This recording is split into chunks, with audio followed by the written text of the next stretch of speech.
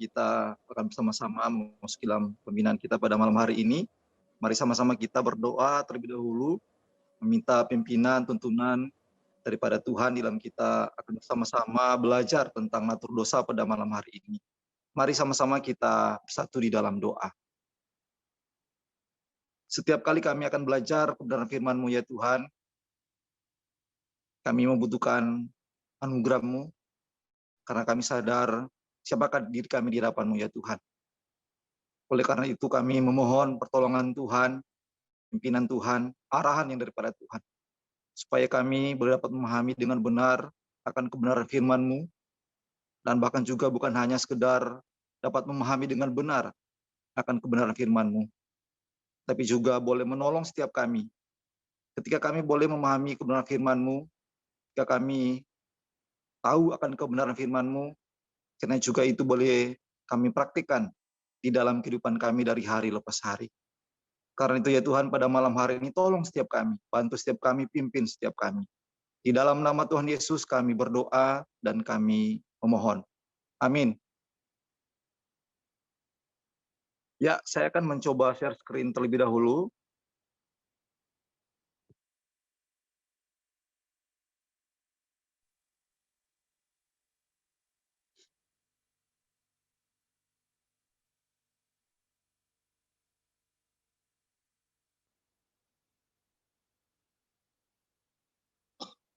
Ya, apakah share screen saya sudah bisa dilihat?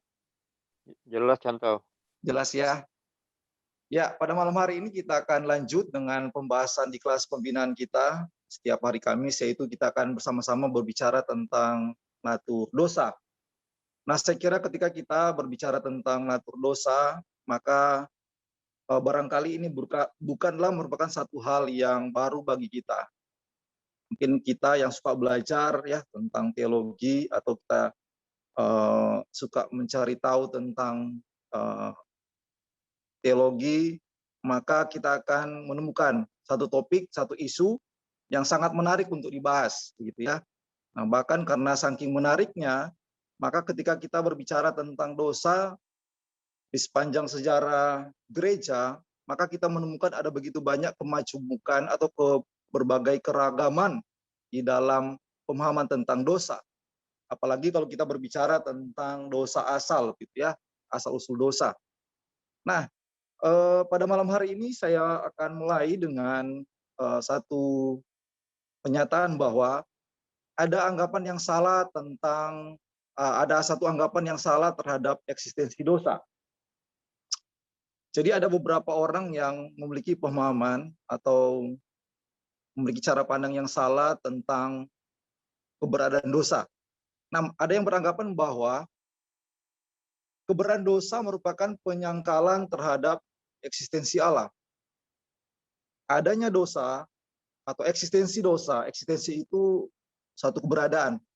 Eksistensi dosa atau keberadaan dosa merupakan penyangkalan terhadap keberadaan Allah. Nah, tentu ketika mereka berpikir seperti ini, mereka punya alasan. Jadi, sekali lagi bahwa ketika mereka punya cara pandang yang seperti ini atau paradigma seperti ini, tentu mereka punya alasan. Nah, alasan mereka adalah bahwa Allah yang baik atau Allah yang kudus pasti mencegah kehadiran dosa. Allah yang Maha Tahu dan Maha Kuasa pasti mampu mencegah kehadiran dosa. Nah, faktanya dosa ada dalam dunia. Sehingga mereka pada akhirnya mengambil kesimpulan atau konklusi itu kesimpulan, Allah tidak baik atau Allah tidak kudus. Atau pada akhirnya mereka berpikir bahwa Allah itu tidak Maha Tahu. Ataupun juga pada akhirnya mereka berpikir bahwa Allah itu adalah Allah yang tidak Maha Kuasa. Nah, pada akhirnya kesimpulan akhir mereka mengatakan bahwa Allah itu tidak pernah eksis atau tidak pernah ada. Nah, jadi sekali lagi ini merupakan satu anggapan yang keliru ya tentang keberadaan dosa, tentang eksistensi dosa. Ini merupakan salah satu cara pandang yang keliru yang kita bisa jumpai ketika kita membahas tentang dosa. Mereka beranggapan bahwa Allah yang baik atau Allah yang kudus pasti mencegah kehadiran dosa. Lalu kemudian Allah yang Maha Tahu, Allah yang Maha Kuasa pasti mampu mencegah kehadiran dosa. Namun kenyataannya, faktanya, dosa ada dalam dunia. Sehingga pada akhirnya mereka berkesimpulan bahwa Allah itu tidak baik, Allah itu tidak kudus, atau Allah itu tidak Maha Tahu, atau Allah itu tidak Maha Kuasa, dan pada akhirnya mereka mengatakan bahwa Allah itu tidak pernah ada, atau mereka tidak percaya bahwa Allah itu ada. Nah, ini merupakan salah satu cara pandang yang keliru tentang dosa, dan pada akhirnya mempengaruhi cara pandang mereka tentang Allah. Nah, saudara, ini tidak main-main. Karena ada satu tokoh yang namanya Charles Templeton. Ya, Charles Templeton ini merupakan teman daripada Billy Graham, ya, yang hidup pada tahun 1915 sampai dengan 2001 kemarin. Jadi masih up to date, ya, masih up to date sekali. Nah, dia terjebak dalam pemikiran yang seperti ini. Sehingga satu kali ketika dia melayani di daerah Afrika sana, dia melihat bahwa di daerah Afrika sana begitu banyak anak-anak yang mengalami kekurangan gizi, dan begitu banyak dia jumpai orang-orang yang kekurangan, mengalami kekeringan dan hidup di dalam kesusahan. Nah, ketika Charles Templeton ini melihat hal seperti itu, maka dia berpikir, kalau Allah itu baik, Allah itu suci, Allah itu kudus, kenapa dia membiarkan penderitaan itu ada di daerah Afrika pada saat itu, ketika dia menyaksikan secara langsung begitu banyak penderitaan-penderitaan yang dialami oleh orang-orang Afrika. Nah, ketika dia melihat peristiwa itu menjadi satu guncangan iman bagi dia. Charles Templeton ini orang hamba Tuhan yang sudah sangat melayani cukup lama, dan beliau merupakan salah satu lulusan dari sekolah teologi yang terkenal pada saat itu di Amerika. Nah, saudara kalau tahu Westminster Theology Seminary, nah, Charles Templeton ini diajar oleh dosen-dosen yang kebanyakan dari Westminster, karena sebelum Westminster Theology Seminary ini berdiri di Amerika itu, sebagian besar dosen-dosen di sana mengajar di Princeton, kalau nggak salah, Princeton Theological Seminary. Ini merupakan satu kampus teologi yang sangat terkenal. Tetapi coba lihat, Charles Templeton ini terjebak di dalam sebuah pemikiran yang seperti ini. Ya, dia mencoba menggunakan rasionalisasinya yang seperti ini, dan pada akhirnya dia bergumul, dan pada akhirnya kesimpulannya dia mengatakan bahwa Allah itu tidak ada. Dia menjadi seorang yang ateis. Dari seorang yang teis menjadi seorang yang ateis. Teis itu adalah seorang yang percaya kepada Allah, dan akhirnya berbanding balik, dia menjadi seorang yang ateis. Lalu kemudian di akhir hidupnya, sebelum dia meninggal, masih sempat diwawancara oleh Lee Strobel. Nah, di dalam hasil wawancara tersebut, Lee Strobel tetap menanyakan kepada Charles Templeton apakah dia percaya kepada Allah. Tetap dia mengatakan bahwa dia tidak percaya bahwa Allah itu ada. Sampai pada akhirnya dia meninggal tahun 2001. Sungguh sangat disayangkan sekali. Ya, ini satu kenyataan di mana cara berpikir yang salah pada akhirnya menimbulkan satu sikap yang sangat bahaya, gitu ya. Charles Templeton, seorang yang sungguh-sungguh sebelumnya ya memiliki hati untuk melayani, bahkan juga setia di dalam melayani bersama-sama dengan Billy Graham, pada akhirnya dia menjadi orang yang tidak percaya. Ya, tentunya kita memahami bahwa karena dia tidak percaya sampai akhir hidupnya, ya berarti memang dia tidak dipilih untuk diselamatkan, gitu ya. Seperti itu. Nah, tapi kita tidak akan membahas itu ya. Cuma saya membahas bahwa ada cara pandang yang salah, atau cara pemikiran yang keliru tentang dosa. Ya, ketika mereka berpikir bahwa Allah yang baik atau Allah yang kudus pasti mencegah kehadiran dosa. Allah yang Maha Tahu dan Maha Kuasa pasti mampu mencegah kehadiran dosa, dan seterusnya dan seterusnya. Salahnya di mana? Nah, salahnya ketika mereka mengatakan bahwa Allah yang baik dan kudus, perhatikan itu ada kata pasti, saya kasih warna merah, kata pasti mencegah kehadiran dosa. Lalu kemudian mereka juga memiliki pemikiran bahwa Allah yang Maha Tahu dan Maha Kuasa pasti mampu mencegah kehadiran dosa. Ya, mereka lupa bahwa sebagai Allah adalah pribadi yang memiliki kehendak bebas. Dia tidak terikat segala sesuatu yang ada di luar dirinya. Nah, ketika mereka mengatakan pasti, berarti kan mereka sudah membatasi Allah. Gitu kan? Nah, ini satu pemikiran yang keliru tentang Allah. Sehingga mereka terjebak di dalam pemikiran yang keliru seperti ini. Nah, oleh karena itu pada malam hari ini, rekan-rekan sekalian, kita akan membahas natur dosa, dan ada beberapa pembahasan yang hendak kita bahas pada malam hari ini. Yang saya akan bahas yaitu pertama, kita akan melihat fakta historis Alkitab mengenai dosa. Ya, yang pertama kita akan melihat pada malam hari ini fakta historis Alkitab mengenai dosa atau fakta sejarah yang disampaikan Alkitab mengenai dosa. Nah, kenapa saya lebih memilih menyampaikan fakta sejarah Alkitab, bukan fakta sejarah gereja? Karena kalau kita akan membahas tentang fakta sejarah gereja berkaitan tentang dosa, maka kita akan menemukan ada begitu banyak kerancuan-kerancuan yang pada akhirnya akan sulit kita pahami tentang dosa. Karena kita akan berjumpa dengan begitu banyak pandangan-pandangan di luar Alkitab. Karena awal-awal gereja, seperti bapak-bapak gereja, Tertullianus, Anselmus, seperti itu, dan bahkan sampai Agustinus, mereka memiliki frame yang berbeda-beda tentang dosa. Ya, dipengaruhi dengan ya cara pandang mereka sebelum mereka percaya, sehingga melahirkan begitu keragaman di dalam pemahaman tentang dosa di dalam secara gereja. Nah, maka dari itu pada malam hari ini saya lebih menitik beratkan untuk membahas fakta historis Alkitab. Nah, jadi apa kata Alkitab begitu ya tentang dosa. Nah, lalu kemudian selanjutnya pada malam hari ini tentang natur dosa, kita akan membahas dampak kejatuhan Adam dan Hawa ke dalam dosa. Dampak atau akibat ya.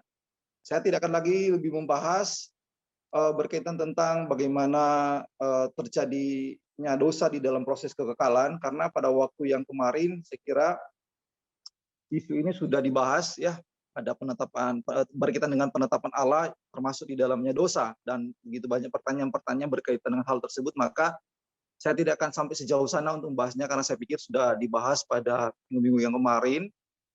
Karena kalau dibahas lagi maka kita akan berputar di dalam persoalan yang sama, dan bahkan juga jawabannya dari saya juga adalah jawaban yang sama begitu ya. Tidak ada yang berbeda. Ya, sekalipun mungkin ada sedikit perbedaan pemaknaan begitu, tapi pada prinsipnya sama begitu. Lalu kemudian pada malam hari ini tentang natur dosa, saya akan membahas tentang pengertian dosa di dalam Alkitab. Kita akan melihat apa kata Alkitab tentang dosa di dalam Perjanjian Lama dan di dalam Perjanjian Baru. Lalu kemudian pada malam hari ini kita juga akan melihat tentang ciri-ciri dosa atau bentuk-bentuk dosa. Ya, ciri-ciri dosa ini ada banyak sekali, tetapi ya semoga ini bisa terwakilkan ya pada malam hari ini tentang ciri-ciri dosa, bentuk-bentuk dosa. Nah, lalu kemudian yang tak kalah pentingnya pada malam hari ini yang perlu juga kita bahas yaitu bagaimana respon kita terhadap dosa. Nah, mari sama-sama kita akan melihat yang pertama di dalam pembahasan kita tentang natur dosa ini fakta historis Alkitab mengenai dosa.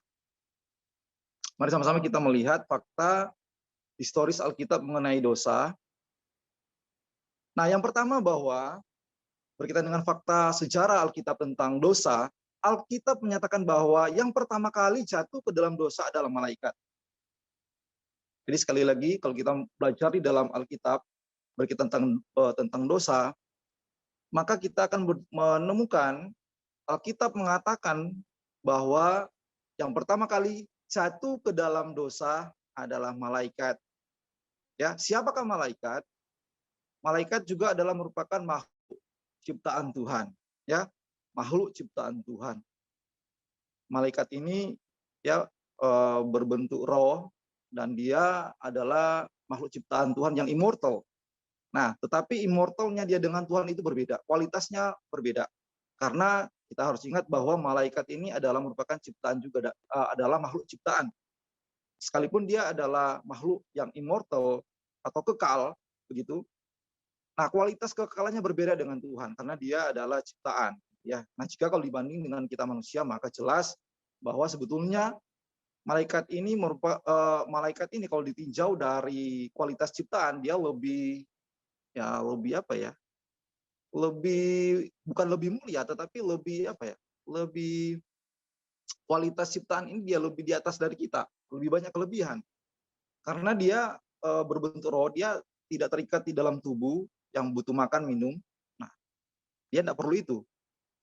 Yang bahkan secara power gitu ya, malaikat punya lebih daripada kita. Ya. Nah, eh, fakta daripada malaikat ini adalah mereka memberontak kepada Allah. Ya, mereka memberontak kepada Allah, lalu kemudian disebut sebagai setan atau iblis. Ini merupakan fakta di dalam Alkitab. Nah, untuk membuktikan ini, maka mari sama-sama kita melihat ayat-ayat yang membicarakan hal ini. Nah, ini hanya beberapa ayat aja, sebetulnya ada beberapa ayat yang lain, tetapi sebetulnya kalau kita bahas tentang malaikat ini, ayatnya sangat sedikit sebetulnya di dalam Alkitab. Nah, mungkin kita di kelas pembinaannya bisa membahas secara khusus tentang malaikat ini ya, bukan pada malam hari ini karena ada kaitannya dengan dosa ya, maka saya sedikit mengambil ayat-ayat tentang malaikat ya berkaitan dengan dosa. Kenapa malaikat ini disebut setan atau iblis? Ayat yang digunakan adalah ayat seperti di dalam screen kita. Ada Yesaya 14 ayat 12 sampai dengan ayat 14 yang bunyinya demikian. Bahwa engkau sudah jatuh dari langit, hai bintang timur putra fajar. Engkau sudah dipecahkan dan jatuh ke bumi, hai yang mengalahkan bangsa-bangsa. Engkau yang tadinya berkata dalam hatimu dan seterusnya. Lalu kemudian ayat 14, aku hendak naik mengatasi ketinggian awan-awan, hendak menyamai yang maha tinggi. Sebaliknya ke dalam dunia orang mati engkau diturunkan ke tempat yang paling dalam di liang kubur. Nah, ini merupakan salah satu ayat yang banyak digunakan ketika membicarakan tentang kejatuhan daripada malaikat, walaupun ini ada keberatan-keberatan gitu ya. Ada yang menyanggah bahwa ayat ini tidak cocok untuk digunakan menjelaskan kejatuhan malaikat, karena kalau lihat konteksnya ini lebih mengarah kepada para pemimpin orang-orang Israel pada saat itu yang jatuh, yang hidup di dalam ketidaktaatan dan mereka jatuh di dalam dosa seperti itu, yang mau hidup di dalam dosa seperti itu lebih cocok dengan konteks daripada ayat ini. Ada yang menyanggah demikian, tapi ayat ini seringkali juga digunakan untuk menggambarkan bagaimana malaikat itu adalah iblis atau setan yang jatuh gitu ya, yang jatuh. Lalu kemudian ada juga ayat-ayat yang lain, Yudas 1 ayat 6. Dan bahwa ia menahan malaikat-malaikat yang tidak taat pada batas-batas kekuasaan mereka, tetapi yang meninggalkan tempat kediaman mereka dengan belenggu abadi di dalam dunia kekelaman sampai penghakiman pada hari besar. Jadi ini sangat jelas sekali ya, itu saya bold, ada kata malaikat-malaikat yang tidak taat gitu ya, itu saya langsung bold ya. Jadi ini ayat ini lebih jelas gitu ya. Lalu kemudian Lukas 10 ayat 18. Lalu kata Yesus kepada mereka, aku melihat iblis jatuh seperti kilat dari langit, ya, menggambarkan bagaimana iblis itu, malaikat itu adalah iblis atau setan ya. Ya, ini merupakan ayat-ayat tentang setan atau iblis ya. Saya kira kita jangan terlalu banyak berbicara setan-setan gitu ya. Oke, saya lanjut. Nah, lalu kemudian yang kedua, fakta historis yang kedua yang bisa kita temukan yang disampaikan oleh Alkitab berkaitan tentang dosa adalah Alkitab menyatakan bahwa Adam dan Hawa merupakan manusia pertama yang jatuh dalam dosa. Kejadian pasal 3. Ya, ini sangat jelas sekali. Dan saya kira kita sudah tahu tentang hal tersebut. Dan dengan skenario seperti ini, gitu ya. Ketika Adam dan Hawa Tuhan tempatkan di Taman Eden, maka iblis menyamar seperti ular, ya. Ketika iblis menyamar seperti ular, lalu kemudian iblis menggoda Hawa, ya, iblis menggoda Hawa, lalu kemudian Hawa tergoda makan buah yang dilarang oleh Tuhan, dan pada akhirnya tidak cukup Hawa yang tergoda, akhirnya pada akhirnya juga Adam pun melakukan hal yang sama, memakan buah yang dilarang dari Tuhan. Ya, Ini fakta sejarah Alkitab yang Alkitab catat. Nah, jadi sekali lagi saya tidak akan membahas, mengulang kembali jadinya ya kok bisa manusia Adam dan Hawa itu berdosa ya di Taman Eden. Nah, karena itu sudah dibahas pada minggu yang kemarin ya. Jadi ini merupakan fakta sejarah yang disampaikan oleh Alkitab. Yang saya sampaikan pada malam hari ini yaitu di dalam Kejadian pasal 3 seperti skenario yang seperti ini ya, kita bisa menemukan hal tersebut di sana. Nah, jadi dari kedua hal ini rekan-rekan sekalian, maka sangat jelas sekali ya, maka sangat jelas sekali sebetulnya Alkitab dengan secara eksplisit ya, Alkitab dengan secara eksplisit mengatakan bahwa Allah bukanlah pencipta dosa ya. Allah adalah pencipta, bukanlah pencipta dosa. Ya, jadi sekali lagi perlu diingat baik-baik ya, bahwa Allah bukanlah pencipta dosa. Ya, sekalipun pada minggu yang kemarin ya disampaikan bahwa penetapan Allah itu termasuk di dalamnya dosa, tetapi perlu juga kita ingat bahwa Allah bukanlah pencipta dosa. Jadi jangan salah paham gitu ya. Jadi saya tekankan sekali lagi bahwa sekalipun pada minggu yang kemarin sudah disampaikan berkaitan tentang penetapan Allah itu mencakup dosa, ya saya sependapat dengan itu ya, bahwa penetapan Allah itu mencakup dosa. Ya, Allah bukanlah pencipta dosa. Ya, jadi jangan salah sangka begitu ya.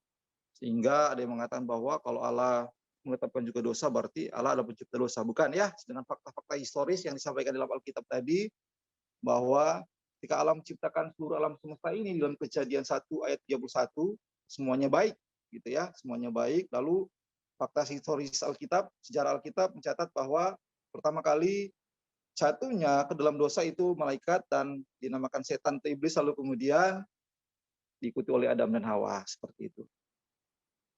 Nah, kita akan melihat di dalam pokok yang kedua di dalam pembahasan kita natur dosa, yaitu dampak kejatuhan daripada Adam dan Hawa. Ya, dampak yang pertama yang bisa kita lihat yang Alkitab sampaikan kepada kita bahwa pada akhirnya, tolong di mute dulu. Pada akhirnya bahwa kita manusia mengalami kerusakan total atau total depravity ya. Di dalam teologi reform ya ada yang namanya tulip. Nah, ini tulip, total depravity atau kerusakan total.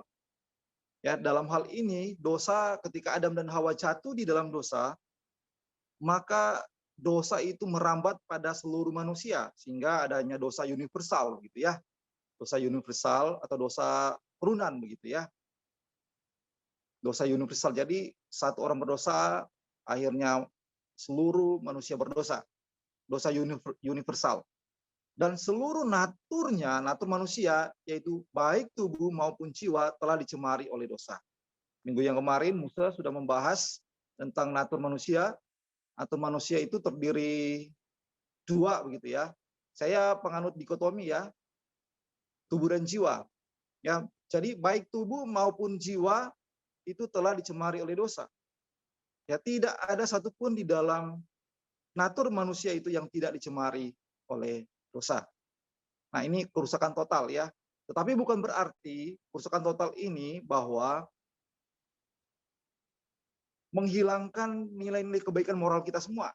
Jadi masih ada juga nilai-nilai moral kebaikan kita, tetapi ketika kita melakukan hal tersebut tetap di mata Tuhan bahwa itu adalah satu hal yang telah tercemar dan tidak layak di mata Tuhan. Ya, jadi bukan utter depravity ya, utter depravity jadi betul-betul jahat. Jadi nilai moral yang ada dalam hati manusia itu tidak ada lagi yang baik, semua jahat gitu ya. Tapi kalau kerusakan total, total depravity, yang dimaksudkan adalah rusak total ini adalah baik tubuh maupun jiwa semuanya telah dicemari oleh dosa. Jadi tidak ada lagi di dalam sendi-sendi kehidupan, di dalam sendi-sendi natur manusia itu yang tidak dijangkau oleh dosa. Semuanya sudah dicemari oleh dosa. Baik tubuh sudah dicemari oleh dosa. Jiwa yang terdiri dari ada pikiran, ada will kita, ada kehendak kita, dan juga perasaan kita, semuanya telah tercemar oleh dosa. Tapi bukan berarti menghilangkan sama sekali nilai-nilai moral yang ada di dalam diri kita manusia. Tetap masih ada. Tetapi sekali lagi ingat, Yesaya 59 ayat 6 kalau nggak salah ya ayat itu ya.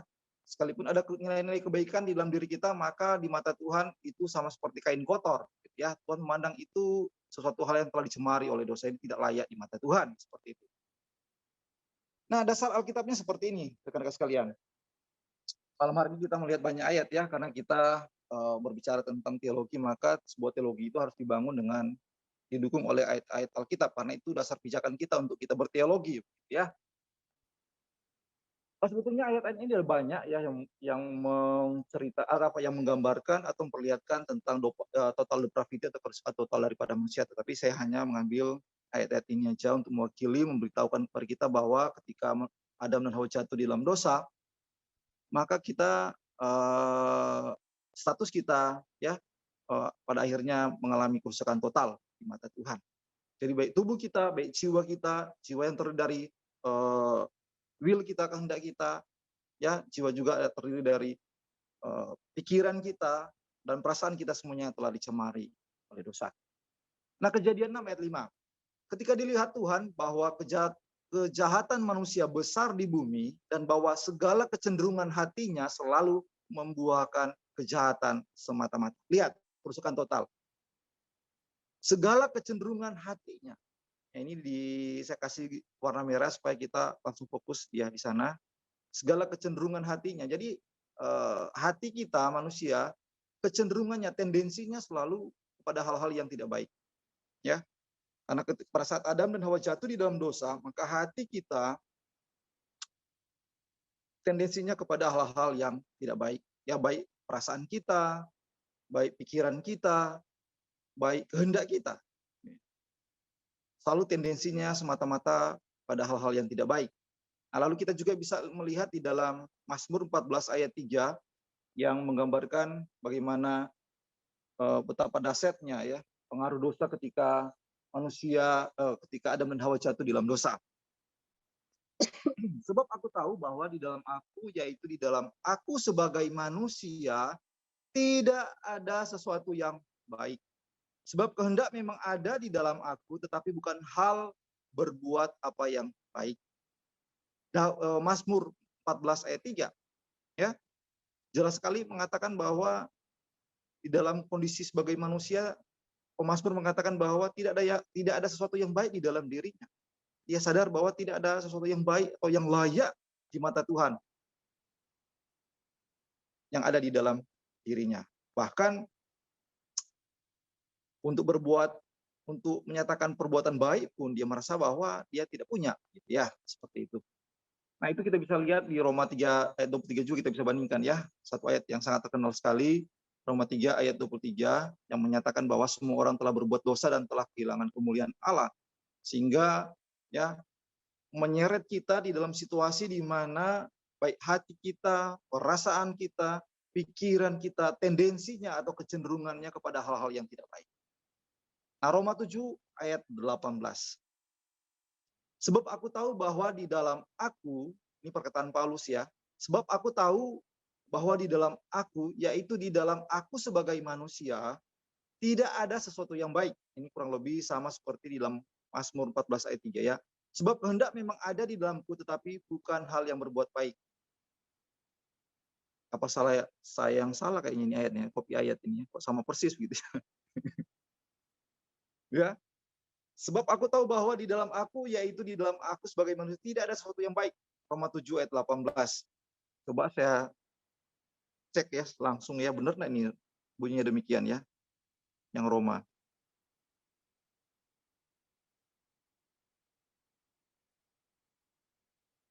Roma 7 ayat 18.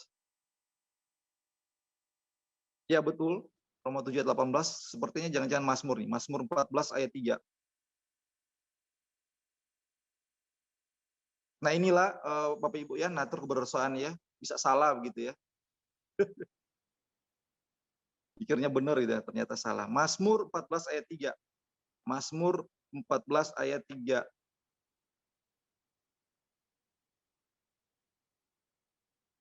Mereka semua telah menyeleweng, semuanya telah bejat, tidak ada yang berbuat baik seorang pun. Tidak. Ya ini tentang Mazmur 14 ayat 3 ya. memang hampir mirip ya. Mereka semua telah menyeleweng, artinya mereka tidak ada yang benar, mereka melakukan satu dosa, mereka tetap melakukan dosa di mata Tuhan, semuanya telah bejat atau jahat. Tidak ada yang berbuat baik seorang pun tidak. Jadi sangat jelas sekali ya, sama seperti di dalam Roma 3 ayat 23 bahwa semua orang telah berbuat dosa dan telah kehilangan kemuliaan Allah. Hati, pikiran, perasaan, ya semuanya telah dibelenggu oleh dosa dan tendensi kita melakukan hal-hal yang tidak baik seperti itu. Oke, kita lanjut. Ini dasar-dasar kitabnya. Nah, lalu kemudian dampak yang kedua daripada kejatuhan Adam dan Hawa ini, selain total depravity begitu ya, yang kedua adalah hilang atau terputusnya persekutuan dengan Allah. Hilang atau terputusnya persekutuan dengan Allah. Nah, jadi kita manusia ketika Adam dan Hawa jatuh di dalam dosa, maka kita sebagai manusia telah kehilangan gambar dan rupa Allah itu, yaitu kebenaran yang hakiki yang ada di dalam kita sebagai manusia. Dan pada akhirnya kita mati secara rohani dan kita terputusnya persekutuan dengan Allah karena dosa. Jadi sebelum kita jatuh di dalam dosa, kita kan diciptakan oleh Allah menurut gambar dan rupanya, gitu ya. Jadi memang kita harus memahami bahwa ketika Tuhan menciptakan kita menurut gambar dan rupa Allah, seperti disampaikan di minggu yang kemarin, itu kita gambar dan rupa Allah, tapi kualitas kita tetap berbeda gitu ya dengan Allah. Sekalipun Tuhan menciptakan kita menurut gambar dan rupanya, tapi kualitas kita tetap berbeda ya, karena kita ini hanya adalah ciptaan gitu ya. Tentu pasti tidak sama dengan sang pencipta, pasti ada perbedaan. Kualitas kita berbeda ya, tetapi kita tetap ada kemiripan ya, seperti yang dibahas pada minggu yang kemarin. Sama dengan Allah. Nah, kita akan melihat dasar-dasar ayat Alkitabnya yang mengatakan bahwa kita mati secara rohani dan pada akhirnya kita terpisah dengan persekutuannya dengan Allah. Yesaya 59 ayat 2. Tetapi yang merupakan pemisah antara kamu dan Allahmu ialah segala kejahatanmu dan yang jadi inilah yang membuat kita terpisah ya secara relasi dengan Allah, yaitu karena kita telah berdosa ya. Ini sangat jelas sekali ya, saya mengatakan hal tersebut. Lalu kemudian juga yang menceritakan bagaimana kondisi kita mati secara rohani, Efesus 2 ayat 1, kamu dahulu sudah mati karena pelanggaran dan dosamu. Lalu kemudian juga dalam ayat 5 mengatakan hal yang sama, telah menghidupkan kita bersama-sama dengan Kristus, sekalipun kita telah mati oleh kesalahan-kesalahan kita. Oleh kasih karunia kamu diselamatkan. Kita ini adalah orang yang mati secara rohani. Ya, ini ayat-ayat yang mendukung bahwa ketika Adam dan Hawa jatuh di dalam dosa, dampaknya kepada kita manusia, ya kita mati secara rohani dan mengalami hubungan kita dengan relasi kita dengan Allah menjadi terputus, ya karena ada dosa, ya. Kemudian lanjut, yang ketiga, dampak yang ketiga, ketika Adam dan Hawa jatuh di dalam dosa, kita bukan saja mati secara rohani, tetapi kita juga mengalami kematian secara jasmani, ya. Bukan saja kita mati secara rohani, artinya ya kita telah diseret oleh dosa, oleh ketidakbenaran, betul-betul kita tidak berdaya sama sekali, tetapi kita juga mengalami kematian secara jasmani, ya. Dan ini sangat jelas sekali ya, bahwa di dalam ayat Alkitab kita bisa temukan setelah berdosa manusia harus kembali menjadi debu tanah.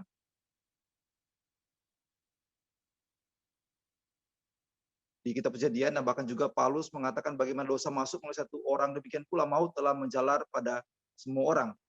Maut menjalar kepada semua orang. Jadi bukan hanya Adam dan Hawa, tetapi kepada semua orang. Maut ya menjadi bagian kita semua, ya semua manusia. Kematian jasmani ini menjadi bagian daripada kita semua. Nah, ayat-ayatnya seperti ini ya untuk mendukung pandangan tersebut. Kejadian 3 ayat 19, dengan berpuluh engkau akan mencari makananmu sampai engkau kembali lagi menjadi tanah. Ya, ini merupakan perkataan Tuhan langsung kepada Adam dan Hawa ketika mereka jatuh di dalam dosa. Karena dari situlah engkau diambil, sebab engkau debu dan engkau akan kembali menjadi debu. Ya, ini menggambarkan bagaimana ketika Adam dan Hawa jatuh di dalam dosa, mereka mengalami kematian secara jasmani.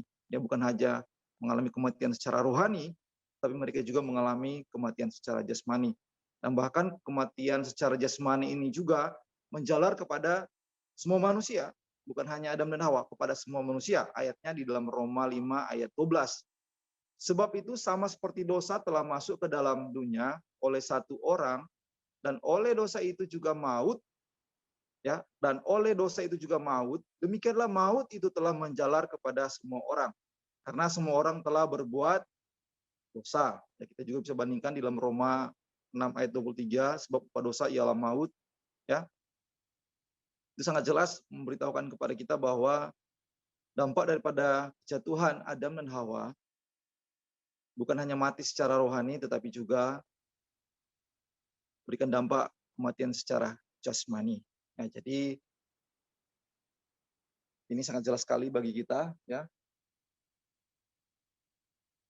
Maka dari itu, ini mengingatkan kepada kita sekalian, selama kita hidup di dalam dunia ini, kita terbatas, ya. Kita sangat terbatas, tidak ada yang abadi di dalam dunia ini, ya. Ayat ini sangat jelas sekali. Nah, lalu kemudian yang keempat, yang bisa kita lihat dampak daripada jatuhnya Adam dan Hawa itu adalah perubahan tempat tinggal dan perubahan kualitas alam semesta.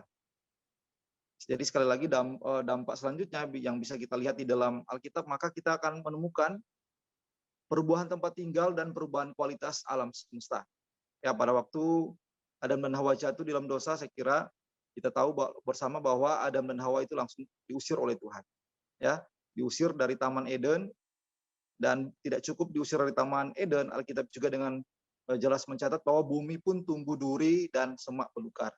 Ya, ketika jatuh di dalam dosa, Adam dan Hawa jatuh di dalam dosa, ya ternyata memberikan dampak juga kepada alam semesta, gitu ya. Bukan hanya kepada manusia, tetapi juga kepada ciptaan-ciptaan yang lain yang ada dalam alam semesta ini. Seluruh alam semesta ini, ya termasuk bumi, tumbuh duri dan semak belukar, ya. Mari kita melihat dasar ayat kitabnya. Kejadian 3 ayat 18, semak duri dan rumput duri yang akan dihasilkannya bagimu, dan tumbuh-tumbuhan di padang akan menjadi makananmu. Lalu kemudian Kejadian 3 ayat 23, lalu Tuhan Allah mengusir dia dari Taman Eden supaya ia mengusahakan tanah dari mana ia diambil. Ini sangat jelas sekali, ya. Ketika Adam dan Hawa jatuh di dalam dosa, ternyata memberikan dampak juga, bukan hanya memberikan dampak kepada mereka, ya, atau kepada seluruh manusia, tapi juga kepada alam semesta, gitu ya. Tumbuh duri, ya, di bumi,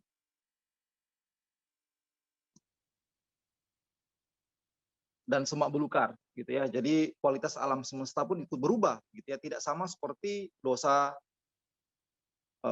belum ada di bumi, gitu ya, tumbuh semak belukar. Dan ini rekan-rekan sekalian menjadi penolong bagi kita ketika kita juga melihat, ya, bumi pada saat ini.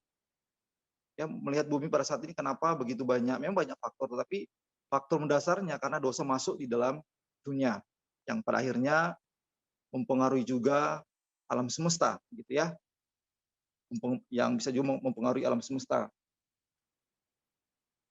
Di dalam penelitian para saintis tentang bumi di mana tempat kita tinggal, mereka mengatakan bumi tempat di mana kita tinggal itu semakin tua. Nah, kenapa demikian? Ya, kalau kita melihat dari sudut pandang Alkitab, kacamata Alkitab, nah, itu kita bisa dapat benang merahnya. Karena dosa telah mempengaruhi, karena ada pengaruh dosa di dalam alam semesta ini. Ya, jadi semakin lama, ya, kehidupan kita di dalam bumi ini, ya semakin semakin sulit begitu ya. Ya, karena ada pengaruhnya dosa. Jadi dosa itu bukan hanya mempengaruhi kita manusia, tapi juga seluruh alam semesta yang ada. Oke, lanjut. Ayat-ayat Alkitabnya seperti ini. Ya, kita akan masuk di dalam poin besar yang ketiga, yaitu tentang pengertian dosa di dalam Alkitab. Pengertian dosa dalam Alkitab saya ambil di dalam Perjanjian Lama dan Perjanjian Baru. Mari sama-sama kita melihat dosa dalam konteks Perjanjian Lama. Di dalam Perjanjian Lama berbicara tentang dosa, maka ada 3 kata yang digunakan di dalam Perjanjian Lama. Di dalam bahasa Ibrani yang pertama yaitu kata hata. Ya, kata hata ini digunakan untuk menjelaskan atau memberikan pengertian tentang dosa. Nah, kata hata ini dapat diartikan berarti jatuh dan mengurangi standar dari Tuhan yang suci. Jadi ada standar dari Tuhan. Nah, kalau standar daripada Tuhan ini kita kurangi, ya, nah maka itu sudah dianggap kita berdosa. Ya, orang Israel ada standar dari Tuhan, ya, dan kalau mereka mengurangi standar daripada Tuhan itu atau mereka melakukan sesuatu tidak sama seperti yang standar yang Tuhan tetapkan, maka mereka sudah berdosa. Nah, maka dari itu pada hari Minggu yang kemarin, ya, di khotbah kita bahas tentang dosa dalam ibadah. Saya mengambil contoh bagaimana cara ibadah daripada orang Israel pada saat itu. Yang mereka lakukan ketika mereka beribadah sebenarnya itu cukup baik. Ya, mereka setia beribadah kepada Allah, bukan kepada Allah-Allah yang lain di sekitar mereka, tapi mereka beribadah kepada Allah orang Israel. Bahkan juga mereka di dalam membawa persembahan, mereka selalu memberikan yang terbaik buat Tuhan, ya, yang ada pada mereka. Mereka mempersembahkan yang gemuk-gemuk begitu, ya, dan bahkan juga mereka tetap berusaha untuk melakukan standar-standar daripada yang Tuhan ajarkan. Tetapi dari standar Tuhan itu tidak cukup sampai di situ. Tuhan mau bahwa mereka tidak terjebak hanya sekedar di dalam legalisme belaka, ya. Maka itu Tuhan marah dalam cara ibadah mereka, itu mengatakan bahwa yang dilakukan mereka itu satu kekejian bagi Tuhan atau satu hal yang tidak layak, atau Tuhan memandang itu adalah satu perbuatan dosa. Karena standarnya dikurangi oleh mereka, ya kan? Standarnya dikurangi oleh mereka. Karena Tuhan mengajarkan kepada mereka bahwa selain mereka melakukan hal tersebut, maka ibadah mereka juga harus keluar dari hati mereka. Tahu dari mana itu ibadah keluar dari hati mereka? Dari perbuatan-perbuatan mereka sehari-hari. Jadi itu tidak sejalan, makanya Tuhan menganggap itu dosa karena mereka mengurangi standar Tuhan. Lalu kemudian kata yang kedua, di dalam Perjanjian Lama yang menjelaskan tentang dosa yaitu kata afon. Nah, kata afon ini sama seperti apa ya? Guilty feeling gitu ya. Guilty apa guilty ya? Ini bahasa Inggris susah ini. Habis biasanya makan ubi gitu ya, bukan makan keju. Guilty feeling gitu, satu perasaan yang merasa bersalah gitu ya, guilty feeling. Perasaan rasa bersalah gitu. Yang ditimbulkan dari sesuatu yang ditimbulkan karena sesuatu yang merasa patut dihukum. Ya, berarti kan melanggar hukum-hukum Tuhan gitu ya. Sehingga ada perasaan bersalah. Nah, itu kata afon. Sama seperti contohnya Daud gitu ya. Daud dia memiliki rasa perasaan bersalah gitu ya. Ketika ditegur oleh Nabi Nathan, ketika dia melakukan dosa, ya, dia mengambil Bathsheba sebagai istrinya dan lalu ditegur oleh Tuhan melalui Nabi Nathan. Daud merasa bersalah layak dihukum. Oleh karena itu dia kalau tidak salah itu berpuasa seminggu gitu ya, sebagai rasa bersalah dia kepada Tuhan. Ada perasaan yang rasa bersalah gitu ya. Nah, itu menggunakan afon. Lalu kemudian di dalam Perjanjian Lama untuk menjelaskan dosa itu menggunakan kata pesa. Nah, ini dapat diartikan semacam pelanggaran dari suatu batas yang telah ditetapkan, ya, kurang lebih sama seperti hata, ya. Sama seperti misalnya di dalam Perjanjian Lama itu ada 10 hukum Taurat yang Tuhan berikan kepada orang Israel ketika mereka keluar dari Mesir, ya, Tuhan berikan 10 hukum Taurat kepada mereka. Ya, itu sebagai batas-batas yang mereka harus lakukan di dalam kehidupan mereka, ya. Kalau mereka tidak melakukannya, maka mereka telah berdosa. Nah, itu pesa. Lalu kemudian bersama-sama kita melihat pengertian dosa di dalam konteks Perjanjian Baru. Di dalam Perjanjian Baru, pengertian dosa ini digunakan dengan kata adikia. Ya, yang pertama menggunakan kata adikia, nah, yang artinya adalah perbuatan yang tidak benar. Dan hal ini dapat dilihat lebih daripada bukan di dalam hati, tetapi lebih kepada dosa yang aktual gitu ya, dosa yang aktual. Hal ini merupakan perbuatan lahiriah seperti melanggar aturan-aturan hukum yang universal itu yang ada di zamannya.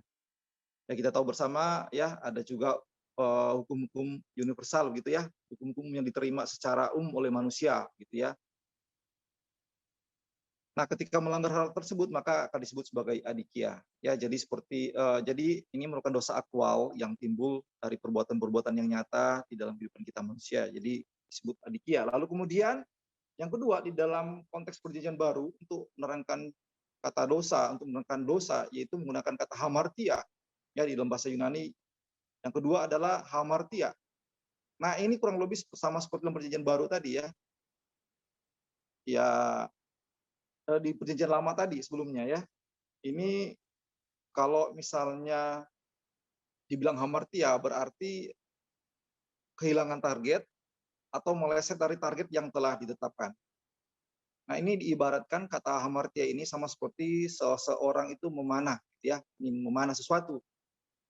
Nah, ketika ingin memanah sesuatu tentu kan ada sasarannya, gitu ya, tempat busur di mana yang harus di apa ya, ditancapkan, gitu ya, targetnya ya, ada. Nah, jadi ketika busur itu dilepaskan dan tertancap di luar target atau di luar target, ya, atau meleset dari target, maka orang-orang itu akan berteriak mengatakan hamartia, hamartia artinya meleset dari target. Nah, dosa pun demikian, ya, digambarkan sedemikian. Jadi ketika kita melakukan sesuatu yang meleset atau kalau kehilangan target sudah jelas begitu ya, sudah sangat jelas sekali ya. Ini meleset aja begitu ya. Targetnya sudah benar gitu ya. Targetnya memang betul-betul ya tempat di mana sasaran kita gitu. Tapi kalau meleset dari target yang ditetapkan maka itu adalah hamartia atau dosa di mata Tuhan. Target sudah ada, sudah sangat jelas targetnya, tetapi meleset sedikit ya sama anak panah yang harus targetnya harus pas di tengah gitu ya. Terus meleset sedikit aja keluar itu tetap di mata Tuhan itu adalah dosa. Nah, jadi kalau melihat pengertian dosa di dalam perjanjian lama maupun di dalam perjanjian baru itu sebetulnya sama aja gitu ya. Ya ketika melanggar hukum-hukum Tuhan yang Tuhan tetapkan, maka itu adalah dosa di mata Tuhan. Ya, itu adalah dosa di mata Tuhan seperti itu.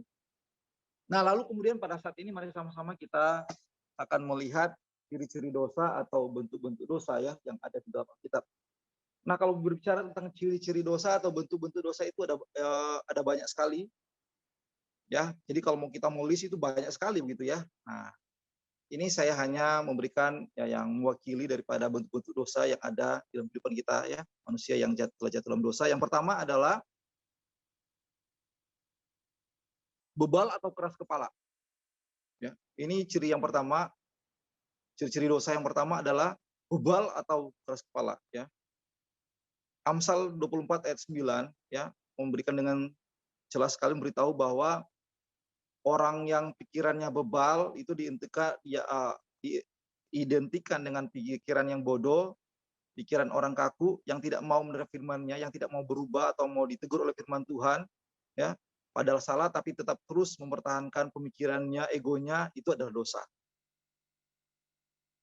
Yang ciri-ciri yang pertama yang bisa kita lihat daripada dosa, dan bukankah ini merupakan hal yang bisa kita jumpai begitu ya di sekitar kita. Mungkin ada orang yang kita sudah nasihati, ini loh sesuai dengan firman Tuhan nggak boleh. Ini kalau kamu melakukan ini terus, itu kata Tuhan nggak boleh gitu ya. Nah, tetapi ngotot aja dia, enggak, ini susah untuk menerima gitu ya. Masih tetap kekeh ya, berpendirian teguh dengan apa yang dia lakukan gitu, nggak mau berubah. Nah, itu adalah dosa ya. Bebal atau keras kepala. Ini ciri-ciri dosa yang pertama ya. Bebal atau keras kepala. Orang yang tidak mau diatur oleh firman Tuhan atau tidak mau ditegur oleh firman Tuhan. Mau disampaikan berkali-kali ya tetap kekeh aja begitu ya. Ini ciri-ciri dosa gitu ya. Itu jelas dosa. Tidak disukai oleh Tuhan. Tidak berkenan di mata Tuhan. Nah, lalu kemudian yang kedua, ciri-ciri dosa yang kedua, kecongkakan atau kesombongan gitu ya. Ini sangat jelas sekali ya. Bahkan kalau boleh dikata bahwa iblis ya jatuh di dalam dosa kecongkakan atau kesombongan yang mau ingin sama dengan Tuhan, gitu ya, sehingga mereka jatuh di dalam dosa. Amsal 21 ayat 4 ya, mengatakan bahwa bertokan bahwa sekalipun kita diberikan keberhasilan ya, kita jangan sombong gitu ya. Diajarkan kita jangan sombong karena kalau kita sombong, kita angkuh itu dosa. Sekalipun sebetulnya ya kita sah-sah aja begitu kan. Kalau kita sukses kok dengan usaha dengan cara kerja kita yang kerja keras kita gitu ya. Ada perasaan di dalam hati kita ya, saya pantas aja begitu ya, tapi di mata Tuhan nggak boleh gitu ya. Kita nggak boleh sombong sekalipun ya melalui dengan kesuksesan. Itu nggak boleh. Di mata Tuhan itu dosa. Ya, itu bahaya dosa kesombongan ini. Kalau ada dosa kesombongan yang merendahkan diri, wah gitu ya. Sebetulnya dia lagi menyombongkan diri tetapi ya, dia eh, berpura-pura merendahkan serendah-rendahnya begitu padahal dia menyombongkan diri, nggak boleh ya. Itu tidak disukai oleh Tuhan. Congkak sombong itu merupakan ciri-ciri daripada dosa. Lalu kemudian yang ketiga, ciri-ciri dosa berikutnya yaitu kurang iman. Ya, yaitu kurang iman. Roma 13 ayat 23 ya, beritahu kepada kita segala sesuatu yang kita lakukan dengan bimbang atau kurang iman yaitu dosa di mata Tuhan. Itu sudah dianggap dosa di mata Tuhan, apalagi tidak beriman gitu ya. Dengan tidak iman dengan cara tidak beriman gitu ya, itu dosa, pasti berdosa. Kurang iman aja di mata Tuhan sudah berdosa. Termasuk di dalamnya kalau kita melihat dalam Roma 13 ayat 23 ini ya ketika makan dan melakukan segala sesuatu katanya gitu ya. Kalau kita melakukannya dengan kurang iman ya itu dosa. Selanjutnya apalagi ciri-ciri daripada dosa? Ciri-ciri dosa berikutnya yaitu tidak benar ya, dan tidak adil ya. Dosa pasti tidak benar gitu ya. Semua yang tidak benar itu pasti dosa gitu ya. Nggak ada dosa benar gitu ya. Semua yang tidak benar itu dosa. Segala bentuk ketidakadilan itu dosa. Ya, segala bentuk yang tidak lurus semua dianggap dosa. Ini sangat jelas sekali. Yohanes 5 ayat 17 ya, beritahukan kepada kita. Semua yang tidak benar itu dosa. Ya, jadi tidak ada yang istilahnya apa ya? Dosa putih ya. Melakukan kesalahan untuk kebaikan. Nggak ada ya dosa ya dosa. Itu dosa ya dosa ya, tidak benar ya tidak benar. Ya, segala bentuk ketidakadilan itu juga dosa, segala yang tidak lurus itu dianggap dosa. Nah, lalu kemudian yang terakhir adalah tahu yang baik tapi tidak melakukannya. Kalau yang tadi kan yang sebelumnya yaitu lebih kepada dosa yang aktual-aktual gitu ya. Ya, terwakilkan semua dosa-dosa yang aktual gitu ya. Di dalam perbuatan kita yang nyata gitu. Nah, sekarang kita melihat ciri yang berikutnya tentang dosa yaitu tahu yang baik tetapi tidak melakukannya. Nah, itu juga dosa. Sekira ini kita sangat familiar sekali ya. Salah satu pengertian dosa juga yang menjelaskan di EE juga menggunakan pemikiran seperti ini ya, kalimat seperti tahu yang baik tetapi tidak melakukannya, itu dosa. Yakobus 4 ayat 17. Jadi jika seorang tahu bagaimana ia harus berbuat baik, tetapi ia tidak melakukannya, ia berdosa. Saya kira ini kita sudah sangat jelas sekali, tidak perlu saya perjelas lagi ya. Kita tahu hal-hal yang baik itu apa ya. Kalau semuanya kita tahu itu yang baik, terus kita tidak lakukan, maka kita sudah berdosa di hadapan Tuhan. Sekalipun itu ya itu sebetulnya kan di dalam hati gitu ya. Di dalam hati ya. Itu kita sudah dianggap berdosa. Lebih tajam lagi. Lalu kemudian yang keenam, ciri-ciri dosa yang berikutnya, bentuk-bentuk dosa berikutnya yaitu melanggar atau melampaui tuntutan firman Tuhan. 1 Yohanes 3 ayat 4-nya. Ini dosa perbuatan gitu yang nyata-nyata melanggar hukum Allah. Banyak sekali dosa-dosa yang aktual ya di dalam kehidupan manusia yang dicontoh-contohkan oleh Alkitab. Yang mencuri, membunuh, berzina dan segala macam ya itu contoh-contoh aktual ya. Di dalam perbuatan kita itu sangat jelas sekali di dalam Alkitab dan saya kira kita sudah tahu dan sangat jelas sekali bagi kita gitu ya. Setiap orang yang berbuat dosa melanggar juga hukum Allah sebab dosa ialah pelanggaran hukum Allah. Pelanggaran hukum Allah ya di dalam firman Tuhan sangat banyak sekali ya. Apa yang Tuhan sudah sampaikan kepada kita itu sangat jelas sekali. Nah, lalu kemudian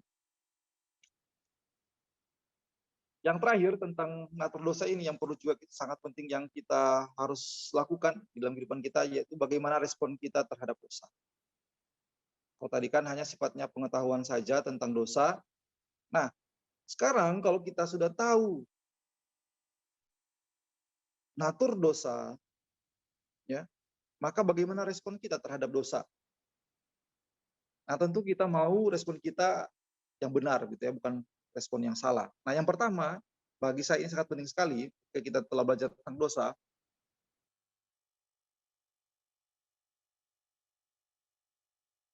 jangan coba-coba main dengan dosa.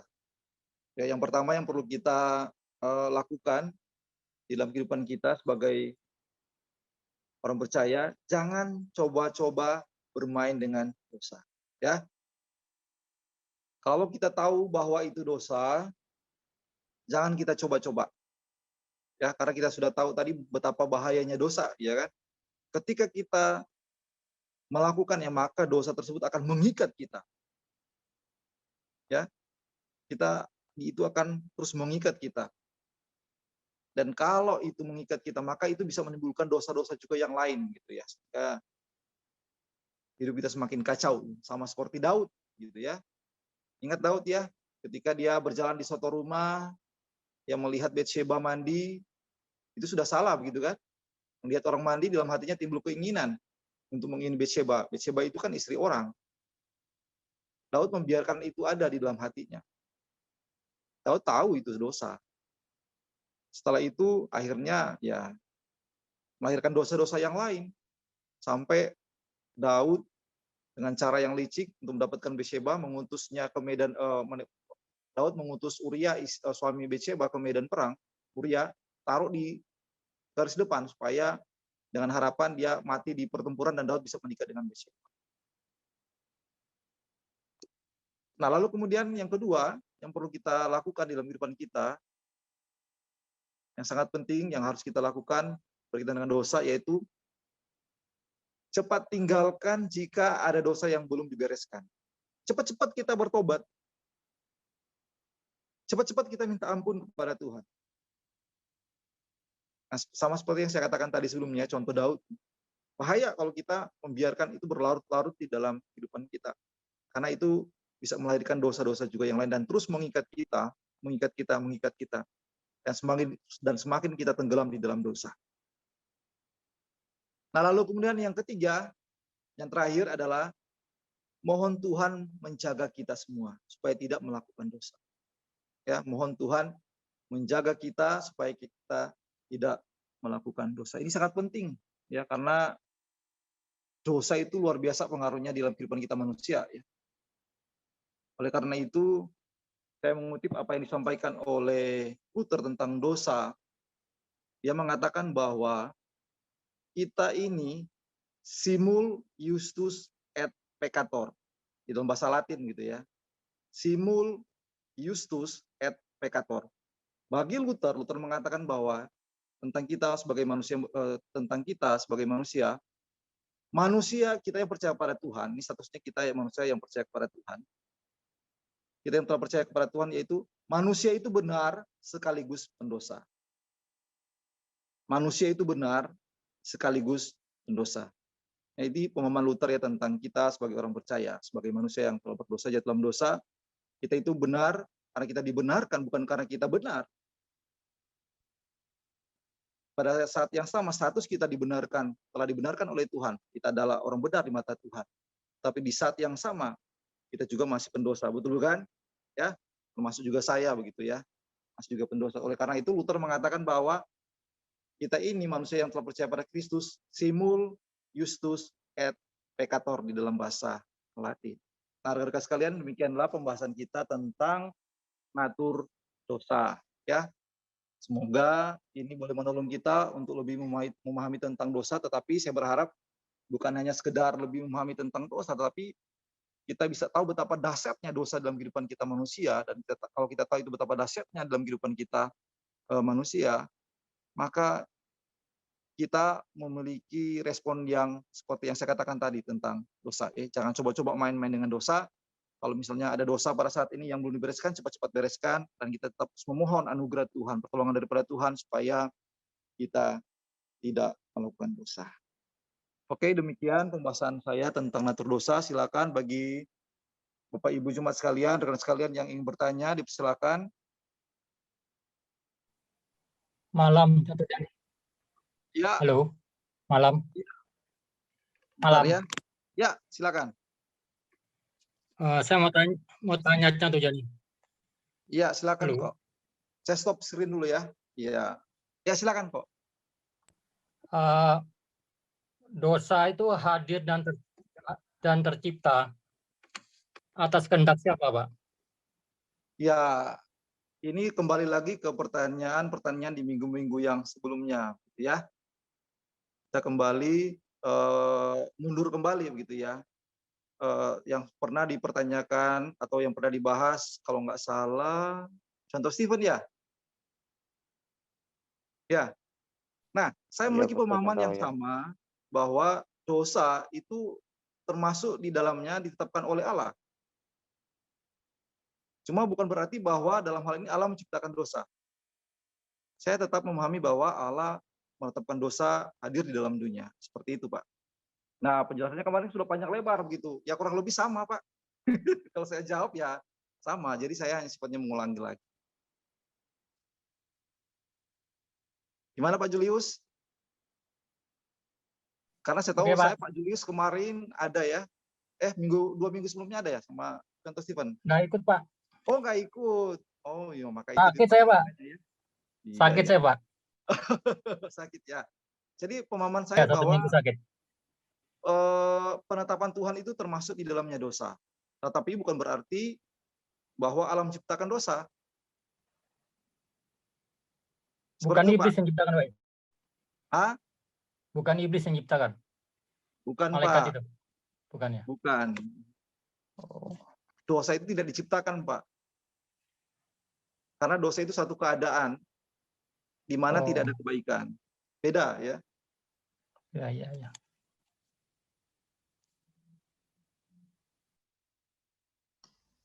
Oke, Pak Julius. Contoh ada pertanyaan di chat, Contoh. Oh, sebentar Ada ya. di chat, Contoh. Iya. Saya kira saya tidak akan menjawab lagi pertanyaan-pertanyaan seperti Pak Julius ya. Ternyata masih ada juga. Malam Contoh, di dalam pertama kali pembukaan ada kalimat Charles atau orang yang disampaikan itu, Allah pasti mampu mencegah dosa. Contoh, katakan ini salah dalam cara berpikirnya. Saya masih kurang jelas contoh. Saya ada ingin tanya dan klarifikasi, apakah mampu mencegah dosa sama? Apakah mampu mencegah dosa sama dengan atau tidak sama dengan mengatakan mampu berbuat dosa? Apakah mampu mencegah dosa sama dengan atau tidak sama dengan mengatakan pasti akan mencegah dosa? Ini membingungkan juga ya. Apakah mampu mencegah dosa sama dengan atau tidak sama dengan mengatakan mampu berbuat dosa? Oh, ya. Ini pertanyaan yang pertama dulu ya. Apakah mampu mencegah dosa sama dengan atau tidak sama dengan mengatakan mampu berbuat dosa? Nah, saya kira mengapa saya mengatakan ini satu pemahaman yang keliru, bahwa mereka berpikir mereka sudah membatasi Allah begitu ya. Coba saya tadi menekankan bahwa ketika saya mengatakan seperti itu, mereka berpikir bahwa ketika dosa ada, Allah yang baik atau kudus pasti kehadiran dosa. Perhatikan kata pasti. Ya. Perhatikan kata pasti. Allah yang maha tahu dan maha kuasa pasti mampu mencegah kehadiran dosa. Memang di dalam kemahakuasaan Allah dan di dalam kemahatauan Allah, kalau Allah mau pasti Allah bisa mencegah kehadiran dosa. Tetapi Allah bisa melakukan itu. Tetapi coba lihat kata pastinya tersebut. Jadi seolah-olah ini dia sudah mengekang kebebasan kehendak, dia mengekang kehendak bebas Allah itu. Allah kan tidak terikat dengan apa yang ada di luar dirinya. Allah itu bebas. Nah, ketika kita mengatakan pasti, berarti kan kita sudah apa ya, istilahnya memberikan batasan kepada Allah itu sendiri dengan kata pasti itu. Nah, apakah mampu mencegah dosa sama dengan atau tidak sama dengan mengatakan mampu berbuat dosa? Jelas Allah tidak bisa berbuat dosa, itu kan bertentangan dengan naturnya sendiri, ya kan? Apakah mampu mencegah dosa sama dengan atau tidak sama dengan mengatakan pasti akan mencegah dosa? Apakah mampu mencegah dosa sama dengan atau tidak sama dengan mengatakan pasti akan mencegah dosa? Tidak sama. Allah mampu mencegah dosa, tetapi belum tentu Allah melakukan hal tersebut. Kalau kita sudah mengatakan pasti bahwa ya harus, begitu kan? Nah, jadi bisa bertentangan juga dengan peristiwa kejatuhan manusia di dalam dosa. Allah mampu mencegah dosa, tetapi dalam konteks ini, ya kan? Karena dosa merupakan bagi saya, dalam pemikiran saya dosa merupakan bagian dari penetapan Allah, maka itu harus terjadi. Karena itu sudah direncanakan di dalam rencana agung dan mulia daripada Allah di dalam kekekalan. Ya, jadi seperti itu dari siapa? Lin. Nggak tahu Lin siapa ini. Oke, ada lagi yang lain?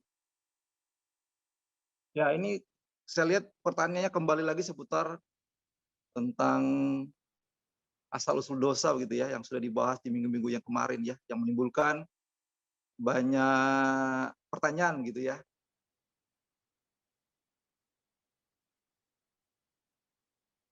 Tapi ini memang menimbulkan banyak pertanyaan ya Bapak Ibu, nggak apa-apa, menimbulkan banyak perbedaan karena kemajemukan di dalam pemahaman tentang dosa ini bukan hanya bisa ada di dalam jemaat, tetapi juga di dalam kalangan teolog sendiri pun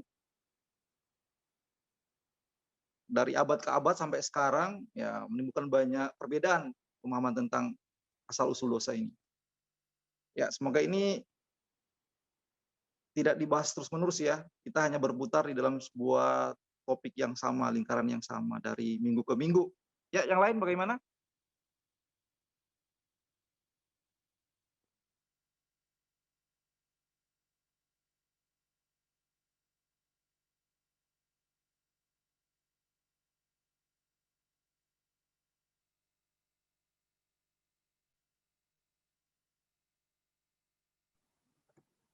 Contoh Jani, Iya, langsung Tadi- coba ini ya. Ya, silakan. betul. Tadi ada ayat yang contoh Jani sampaikan ciri-ciri dosa itu, kalau saya lihat ada ya di Roma 13. Sorry. Suara saya kedengaran contoh. Kedengaran. Roma berapa tadi? Roma 13 ayat 23 ya, yang di ciri-ciri dosa. Itu Roma 14 ayat 23. Oh, salah tulis ya. Salah Iya, tulis iya. kayaknya contoh Jani. Salah. Oke.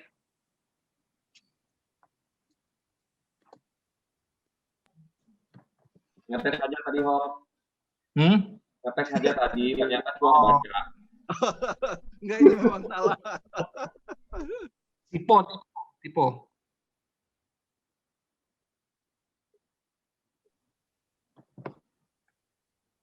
Salam, Jani. Shalom. Saya mau nanya, itu beberapa waktu yang lalu itu pernah dibahas tentang itu ayat Yesaya 14 ayat 12 dan 13. Itu dikatakan bukan setan atau iblis itu. Itu kan nubuatan Raja Babel. Ya. Bagaimana dengannya nanti Cantal Jani ada menuliskan tentang jatuhnya itu malaikat. Ya. Nah, berkaitan dengan ayat tersebut, tadi juga saya sudah sampaikan bahwa ayat tersebut juga ada yang mengoreksinya bahwa itu tidak tepat untuk digunakan menggambarkan tentang kejatuhan daripada malaikat. Itu juga tadi saya sampaikan. Nah, bila mana ada penafsiran seperti itu, tetapi sebagian gereja juga sampai sekarang masih ada yang berpendapat ya masih menggunakan ayat tersebut untuk menjelaskan tentang malaikat. Makanya itu juga saya cantumkan. Tapi saya kasih catatan bahwa ada juga yang keberatan berkaitan tentang ayat tersebut, bahwa lebih tepat, lebih cocok itu berbicara bukan pada kejatuhan daripada malaikat seperti itu. Berarti masih pro kontra ya, Chantal ya. Ya, ada yang masih menggunakannya, ada yang enggak. Makanya saya tadi kasih note, kasih catatan. Nah, makanya saya menggunakan ada juga ayat-ayat yang lain seperti di Yudas yang berbicara tentang kejatuhan malaikat di dalam dosa, yaitu yang disebut akhirnya setan atau iblis seperti itu. Oke. Makasih Chantal. Ya, sama-sama.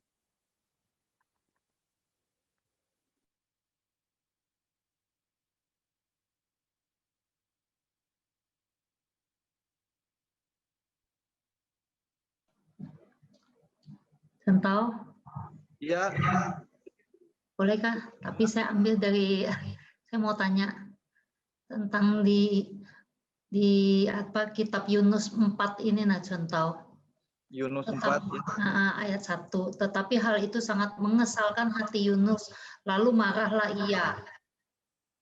Bisa dijelaskan ke Chantal kenapa dia kesal dengan marah itu dia? Apa karena natur dosa manusia memang seperti itu kah, atau ada sesuatu yang membuat dia ini, Chantal? Ya, ya boleh dikatakan seperti itu. Itu merupakan ekspresi daripada natur kita yang terjatuh di dalam dosa gitu ya. Ketika kita sudah hidup di dalam sudah dipengaruhi oleh dosa, ya sekalipun Yunus ini sebetulnya kalau melihat konteks ini Yunus kan nggak senang gitu ya ketika orang pada saat itu bertobat gitu ya, bertobat dan dia marah begitu ya, kecewa kepada Tuhan gitu ya, seperti itu. Nah itulah ekspresi natur dosa kita gitu ya. Padahal kan Tuhan memerintahkan dia tetap menyampaikan supaya mereka bertobat. Ketika mereka bertobat dia malah marah gitu ya, kecewa ke Tuhan. Kenapa kok membiarkan mereka bisa bertobat? Nah itulah ekspresi daripada natur kita sebagai orang berdosa. Kadang-kadang juga ini bisa ada di dalam kehidupan kita saat ini gitu ya.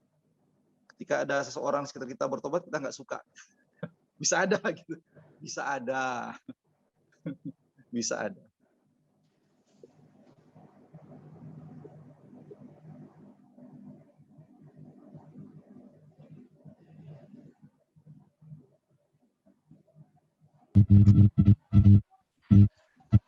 Oke, gimana Cesusu? Ya, jadi saya hanya menegaskan ya apa yang disampaikan oleh Cesusu sudah punya apa pandangan ya tentang hal tersebut. Jadi saya hanya menegaskan kembali. Oke, makasih Chantal. Oh ini ada yang tanya, bentar ya, saya baca di chatting dari Koroni. Apakah semua yang mengikat dan berefek negatif adalah salah satu ciri dari dosa? Ya, saya langsung jawab aja ya, betul kok. Ya, dosa itu kan ketika mesti Adam dan Hawa jatuh dalam dosa, maka dosa itu mengikat kita.